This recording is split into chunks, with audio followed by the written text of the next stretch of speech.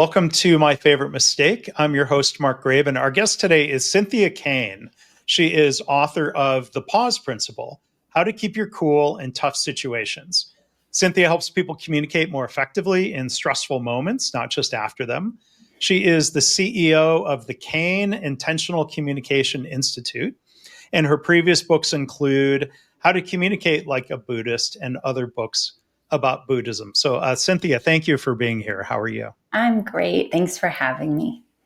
There's a lot to explore, and I'm looking forward to kind of a broader conversation about your books and experiences. But as we always do here, I'm going to hit you with the main question: what's your favorite mistake? Okay.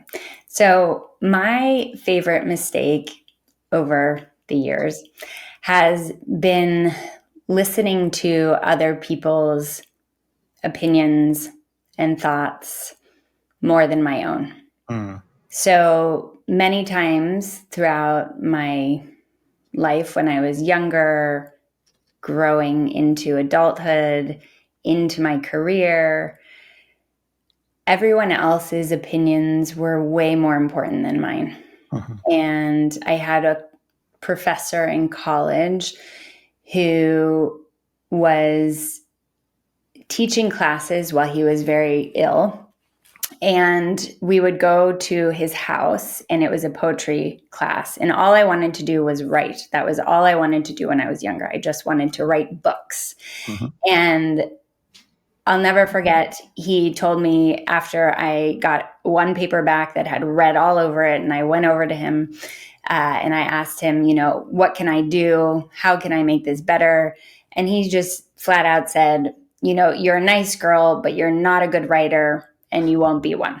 I mean, it was very harsh. Ouch. But that's an opinion. That's somebody else's thought, right? Yeah.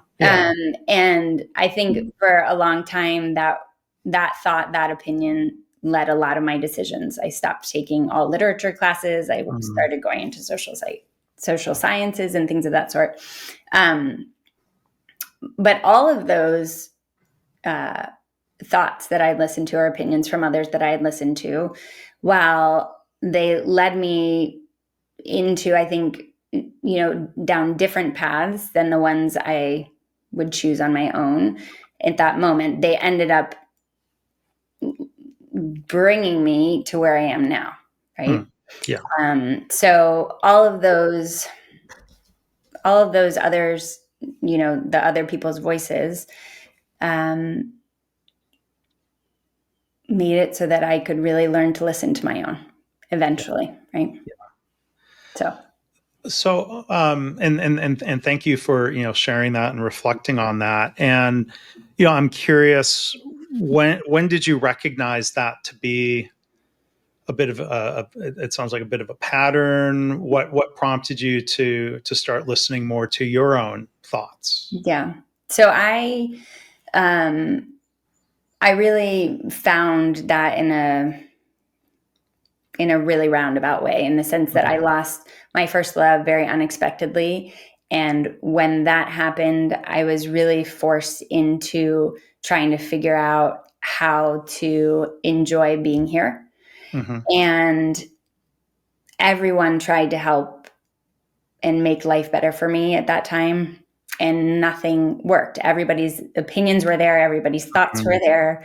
And I tried what other people were saying and thinking, and nothing worked. And it was that moment of realization for me that was, I have to figure this out on my own.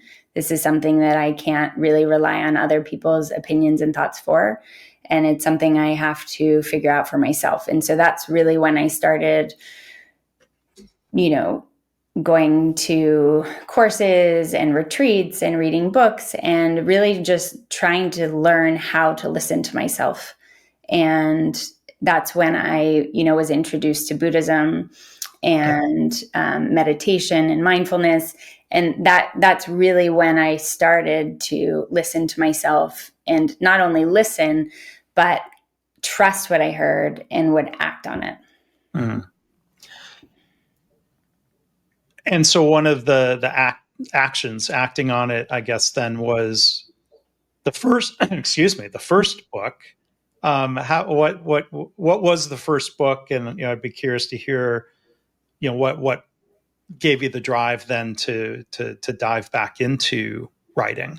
Yeah. So the first book was How to Communicate Like a Buddhist. Mm-hmm. And what I had been figuring out from trying to enjoy my time here was that so much of it came down to communication. So if I wanted to, enjoy my environment or being with other people, it meant that I was going to have to learn how to communicate well with other people. And if I wanted to communicate well with other people, I was first going to have to learn how to communicate well with myself.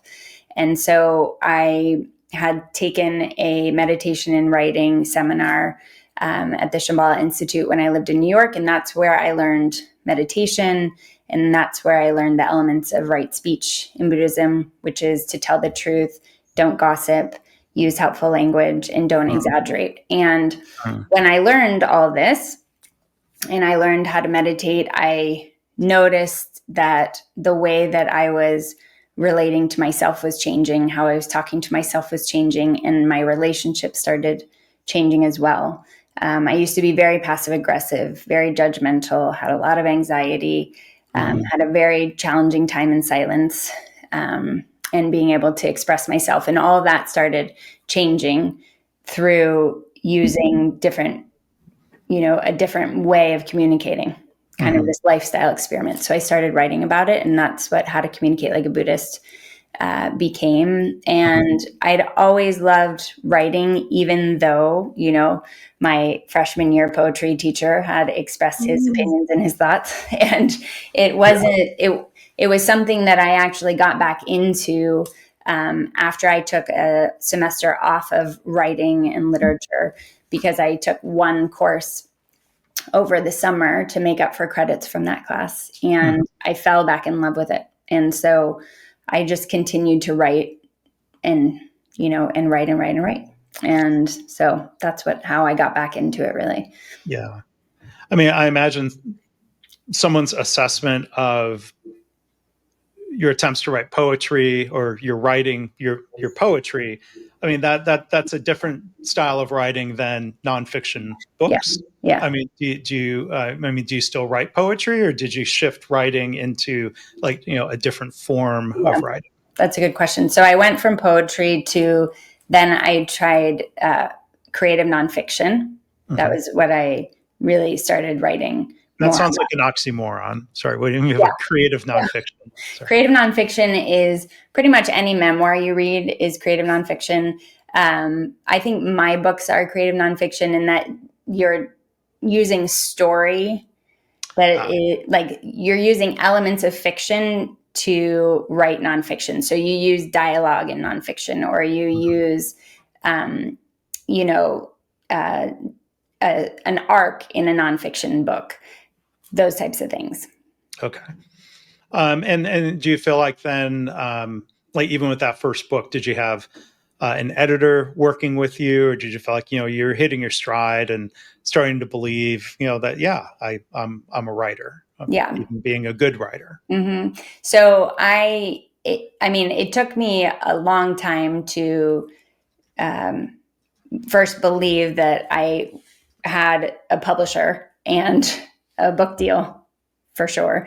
But then with my editor, I think there was a lot of the first draft that I turned in, and I got feedback on it. I went right back to that place that I had been before, of the other person's opinions and thoughts were more important than my own.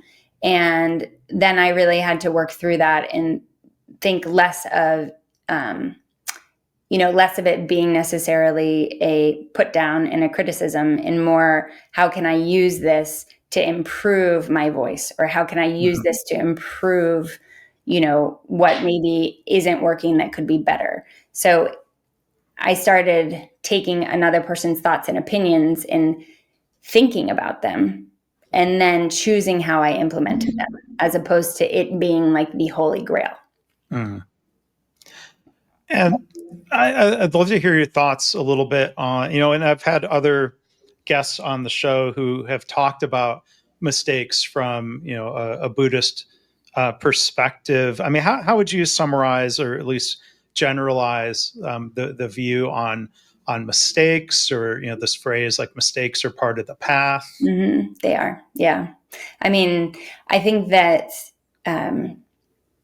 mistakes are a part of existing, right? Yeah. Yeah. We cannot live without making a mistake, and mistakes are how we learn and how we move forward, and they really are there, for us to be able to remind ourselves that everything is temporary, that everything is impermanent, and that this is a moment, and now it's past, right?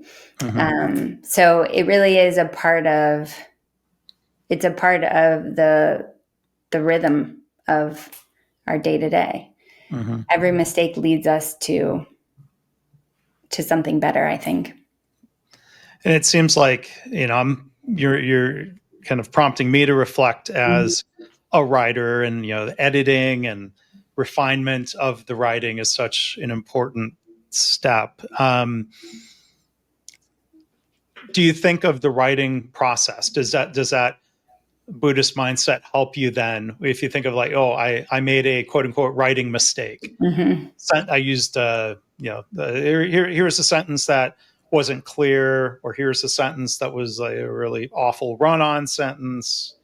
I mean, kind of being able to move past that and make it better without dwelling on the mistake. Yes, exactly. So there's a lot less dwelling on the mistake, or there's a lot less dwelling on what you didn't do well, potentially. It's more around acknowledging that it's happened, and then moving into the next phase, the next sentence, the next paragraph. So it's releasing a lot of judgment where there used to be more, right? So it's noticing, am I evaluating myself in this moment? Am I judging myself in this moment? Am I attaching meaning to this mistake? And if I am, can I, drop the meaning, just let it be a mistake, right? Just like you'd let a pen be a pen, or oatmeal be oatmeal. And letting it go. Like, I'm curious your thoughts on. I mean, it probably doesn't mean we don't care about the quality of our work if we're willing to let a mistake go. Like, where I'm curious, like the balance between like a healthy detachment that doesn't become like I don't care. Yeah. So it is. A lot of people think that when we talk about detachment, it is that idea of I don't care, but it's not that at all. Right. It really is. It really is because you care that you release your grip, right? Because when we release our grip of something, then we can see it more clearly. So if I'm writing and I make I'm going to say quote unquote a mistake, right? Because I don't necessarily believe that there are mistakes in a lot of ways. It's the awkward part of having this conversation with, around Buddhism principles, but sure. It is strange. But yes, so it's the idea, right, that if I were to make a mistake, then I am just going to step back and give myself space so that I can see it clearly, not judge it, morph it, change it, see if it needs to be different. And then because I am not emotionally connected to it, then it's easier for me to move to the next part, right? But the piece is like the attachment with Buddhism, right? Like attachment to our desires is often what brings suffering. And so if I'm writing and I'm too attached to a paragraph, or I'm too attached to a thought or an idea, it's going to drive me wild. I'm going to go mad, basically. I'm going to ask myself lots of questions that I probably don't know the answers to. I'm just going to get myself worked up into a frenzy, and it's going to, put me in a state of suffering being discomfort, really. It could be for a day, it could be for a month. I could be dwelling on something. But if we drop the attachment and we just see it as it is, that's more helpful. Yeah. Than being attached. Does this make sense? Yeah. It's thought provoking, and look, I've enjoyed the conversations with guests about Buddhism. I don't know that much about it. It's appealing. I'm not a student of Buddhism or practicing Buddhist, but it seems like a lot that's helpful. From that. I wanted to go back a little bit and to the title of your first book and the concept there of communicating like a Buddhist. I mean, I think a lot of the things you said there were very straightforward. Be truthful, don't gossip, using helpful language. I'd love to hear more about that and what that means to you, like even in everyday life. Yeah. So we have the opportunity within every interaction we have to use helpful language or hurtful language. So helpful language is language that moves a conversation forward. Helpful language is kind, honest, and necessary. Helpful language is specific. It is concise, right? The idea is that when we are expressing ourselves to someone, it should feel good for us and it should feel good for the other person if it's additive, right? Hurtful language, on the other hand, takes away from the interaction. It creates more discomfort. It creates more doubt, worry, anxiety. And it's not just for the other person, but for ourselves as well. So every moment, whether it's calling to order a cake for your son's birthday, or it's waiting on, the phone for the tax people to finally pick up, or, in the grocery store, at work, at home, we have the ability to pay attention to our language and asking ourselves, is what I'm about to say kind, honest, and helpful? And if it is, then we want to continue. And if it is, then we take a moment, we can reset and begin again. So can you think of an example, maybe, kind of compare and contrast in, maybe an example where it's a little bit more subtle than obvious? I mean, we could all think of examples of things that are like, obviously hurtful instead of helpful. But like, are there interactions where the difference is maybe kind of a finer line, where people might get tripped up and be inadvertently harmful or hurtful? So sometimes we can be kind, but we're not being helpful, because we're not being honest. Right? So in moments, let's say, where you feel obligated to, let's say you feel obligated to attend something. So you go and you're kind, but you're not genuinely coming from a place of wanting to be there. So more of obligation. It's more out of obligation, right? Yeah. So your interactions are going to be more out of obligation than they are out of genuine want to be there. So you're going to suffer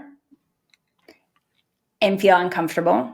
And then the other people that you're interacting with are going to feel that from you as well. So that's like a more subtle way of it, right? Or if, the classic example would be someone asks you what's wrong and you say nothing. I mean, that might not be the honest right answer. It's not honest. And because of that, you're you're feeling discomfort because you're not able to express yourself. And then the other person is uncomfortable because they can tell that something's wrong, Right. but You've they're not not getting shared. the information. Right. Right. Yeah. And, one thing, I think of a good friend of mine that was a early guest here who, Karen Ross, who wrote a book called The Kind Leader, has helped kind of differentiating between kind and nice. And I'd be curious to hear your thoughts, because I think, kind of summarizing what I've learned from her is that the nice might be focused on not wanting the other person to feel bad, or kind is meant to be more helpful. Yes. Yes.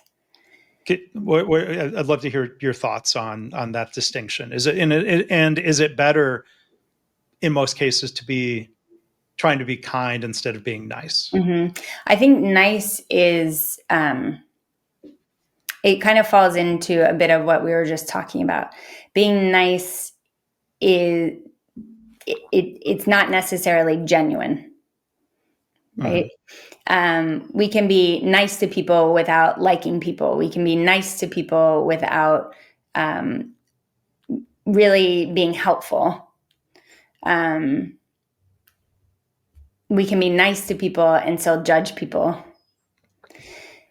Whereas with kindness is an embodied practice. We cultivate kindness. We can't, nice is almost like a sticker, if that makes sense, right? And kindness is more of a practice that we feel in our body. So we cultivate kindness and we become kind. Is that part of, I know one thing you write about is, the connection where changing your communication style can reduce your stress levels. And I think, earlier you talked about, reducing anxiety or is that because if you recognize that you're not being honest, that internal stress can build up, or how would you describe that? So it's, when we're interacting, we can't rule out our nervous system or what's going on within us. And so oftentimes when we're communicating and there maybe is there a heated interaction or it's a difficult interaction, our body is in a heightened state. And so there's cortisol running through our body, the stress hormone. And because of that, our language can be impacted, right? We become more impatient. We can be nice, meaning we're kind of passive aggressive nice. We can lash out, we can shut down. And so the work is to see in communicating, can we move ourselves into feeling more of that rest and digest part of our nervous system, to that safe place within our nervous system, so that we're more calm, so that we can access that kindness. We can access that want to be helpful to somebody else in a genuine way. Whereas when we are caught in the fight, flight, freeze, we can't access ourselves. And so that's when, we come off as different than how we respect sometimes. So I'd like to talk, Cynthia, about your new book, and it's the first one that gets out of the pattern of previous books of how to fill in the blank, like a Buddhist, how to talk to yourself like a Buddhist, how to communicate like a Buddhist, how to meditate like a Buddhist. The new book is The Pause Principle: How to Keep Your Cool in Tough Situations. I'm always curious to ask an author, what was the story behind this book, and how it came to be, what inspired you to write on that topic. So with a lot of the work that I do teaching around how to change the way that you communicate, what was coming up a lot for people, and also, personally, right, is when you get into these difficult, heated, high stakes conversations, challenging moments, what do I do in the moment, right? Mm-hmm. If I can't sit and think about, okay, I'm going to have a difficult conversation, and so these are the things that I want to address in this conversation. If I don't have the opportunity to do that and I'm in it, how in the world can I show up in a way that I respect? How do I stay calm in a conversation that has me wanting to run away or completely shut down? Mm-hmm. Right. And so that was the question that kept coming up more and more, and working with people more and more around how to do that. So, how to create that moment, that space between the stimulus and the response, Mm-hmm. increase our capacity for discomfort so that then we can stay in the conversation, stay in the room. So it really came out of, the one that I was seeing not only in my own life, but in, the lives of those that I was working with. And what was happening more and more was seeing a lot of companies paying for their employees to take my training program. And a lot of the want was for this specific moment to be able to handle confrontation, to be able to handle conflict, Mm-hmm. and to be able to navigate it without shying away or not being able to have the hard conversations that need to be had. Yeah. So what's an example, maybe a workplace scenario of somebody being in a situation where they didn't pause and that leads to something maybe everybody wishes hadn't happened. And it's Yeah. probably, is examples of people getting upset, people getting provoked, letting emotions show. Yeah. And I mean, it can really ruin, team dynamics. It Mm-hmm. can create a loss of trust. And it also, um, it doesn't create an environment that people want to show up for. Mm-hmm. So loyalty kind of goes out the window, and, there's a lot that breaks down when reactions are high, for sure. There's probably different dynamics of, let's say, thinking in workplace scenarios where, kind of formal positional power comes into play. Mm-hmm. Of like when you talk about losing trust and the things you're talking about there, I'm thinking of a scenario where a leader doesn't pause and gets upset at something an employee said. Yeah. And it could also happen, I guess. I mean, I've been guilty of, I think, of a recent situation, and I got some coaching or discussion about, I think, a similar idea of, instead of reacting in the moment, I got upset about something that I thought was a bad decision that was flowing upward, Mm-hmm. and it didn't go well. Yeah. Wasn't well received. It distracted from, instead of the issue, I got some feedback of like, well, you shouldn't have gotten upset about that, which I thought was unfair Yeah. feedback. I'm It like, is unfair feedback. don't do the upsetting thing, Yeah. and we eventually kind of worked through to where that decision got changed Mm-hmm. because of the feedback that I gave, but it was a really bumpy, if not a little bit damaging, Yeah. experience to go through. I didn't pause. Yeah. Yeah. And I mean, I think that most of us don't pause, right? It's not something that anyone has ever taught us how to do. And it is something that, in hindsight, when we look back on many moments, it would have been helpful to do, right? Mm-hmm. Yeah. Because I mean, I think the bit of feedback, kind of third party coaching, and I'm curious to hear your reaction to this, Mm-hmm. was, in that moment, it was probably actually like what I could have done was to say something like, well, I'm very surprised to hear this decision, and I need some time to process that. Yeah. And is it okay if we pause like literally, like, can we get back together later today to continue the discussion? Like, I did not have that in my repertoire No. of things to do. I kind of went into attack mode, like, well, Yeah. let me tell you why I disagree, and let me tell you why I think this is wrong. And Mm-hmm. yeah, I'm not a prosecutor, but I think I went into sort of that, I'm going to prove my case. Sure. sort of mode. Yeah. I mean, is that a realistic thing to say? Well, hey, let's pick this back up later.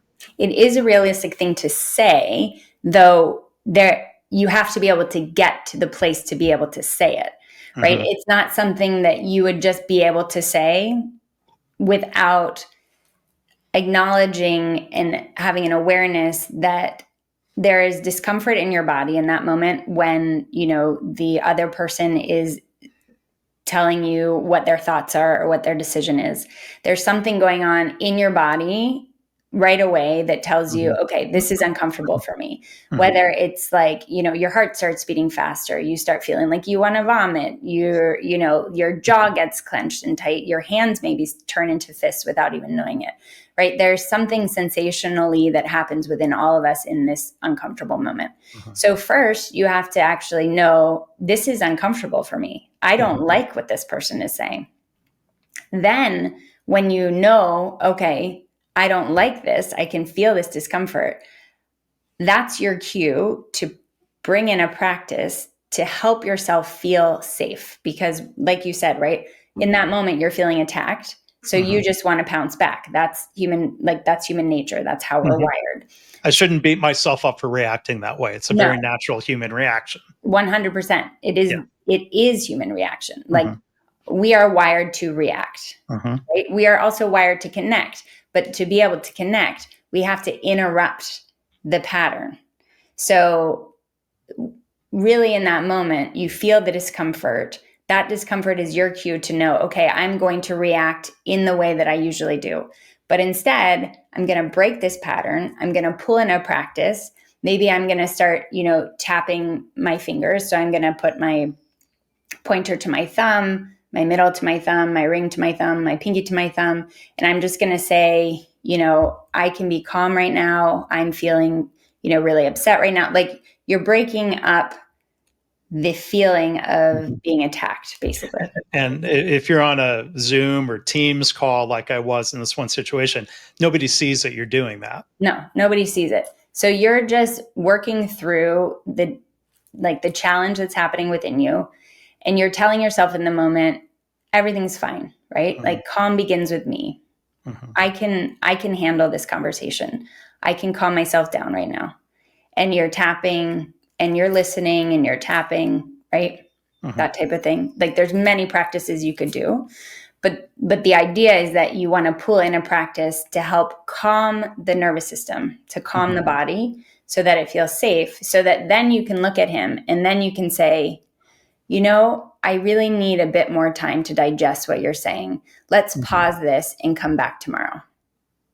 You can't get there until you've let your body and mind know that it's safe and that you can express yourself. Yeah. Yeah. And I think I've gotten better at recognizing when I'm sort of in that activated, or some people might say triggered sort of state of like literally of like how that feels, because I've made the mistake many times of, firing back an email response. Yeah.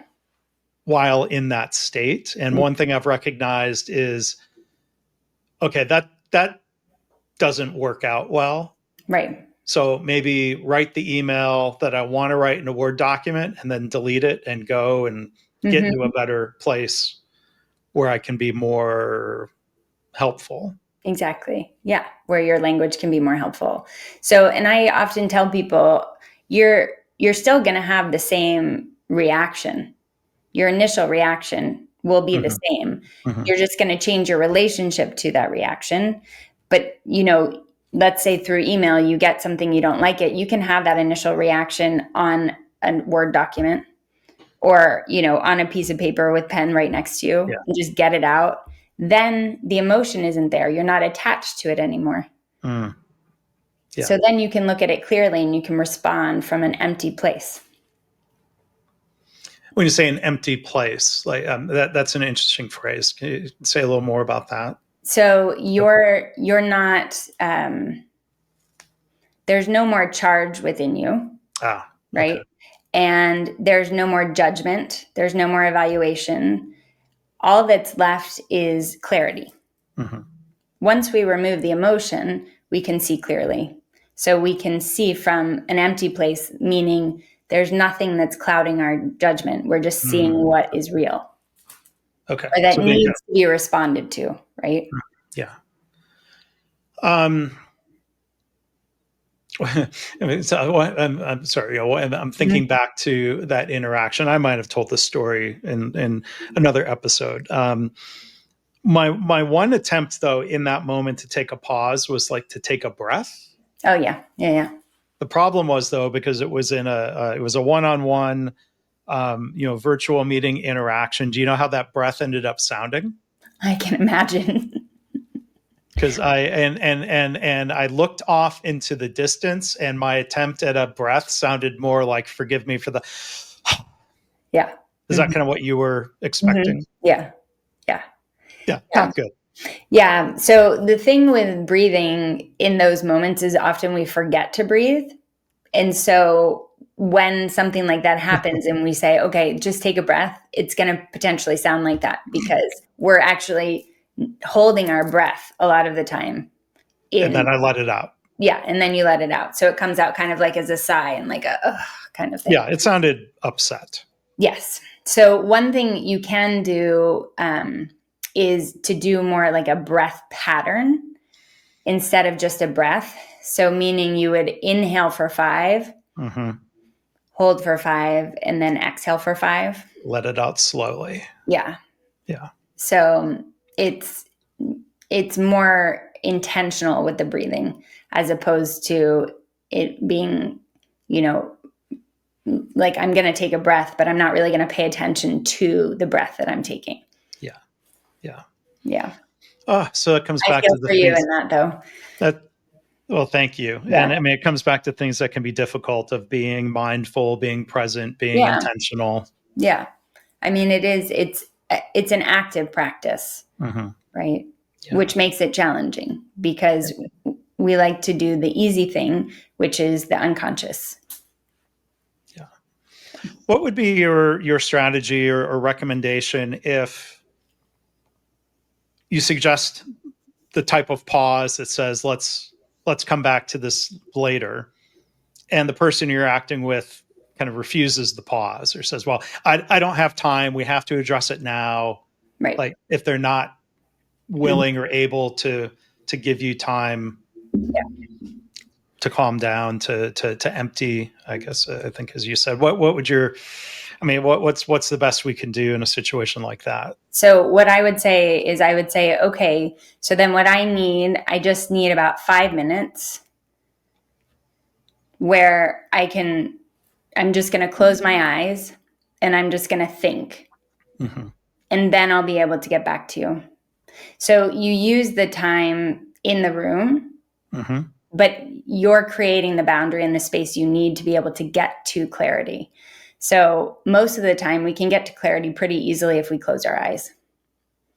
So often it really is just saying, I need then, a couple minutes to process this on my own. I'm just going to close my eyes for a few minutes so that I can think about it. And then in those few minutes, you're closing your eyes and you're asking yourself the question so that you can hear the answer. Yeah. And hopefully the person or people you're interacting with can be kind enough and empathetic enough to allow that to happen. And if not, that might lead someone to question things at a bigger picture. Exactly. So that then leads to another discussion, like another conversation that would need to be had. Right? Yeah. It could even be, I really want to give the best decision that I can in this moment. And so what would be really helpful for me is if you give me the space to do that in this room. So then you're not framing it just in terms of what I need, which I think can be fair and valid and necessary, but also then, well, here's what the benefit of this will be. Yes. It's saying, like I want us to get to the best decision possible for that to happen. And for me to give you the best input that I can, I need these 5 minutes at least to just sit and think through this. Well, hopefully there's been nothing in the conversation here today that would have made you want or need a pause. I think it's been I've loved it. Okay. Well, I think it's been a great conversation. I think it's really fascinating, and I appreciate you sharing, your story and how you evolved, and I'm glad that you were able to rekindle that passion around writing and to turn it into so many books that I'm sure are helping a lot of people. I'm sure that feels good. It does. It feels great. Yeah. So again, our guest today has been Cynthia Kane. Look for links in the show notes to her website, to her books, and everything that she does. So again, that most recent book is The Pause Principle: How to Keep Your Cool in Tough Situations. Thank you so much. Thanks again, Cynthia, for being a guest. Thank you.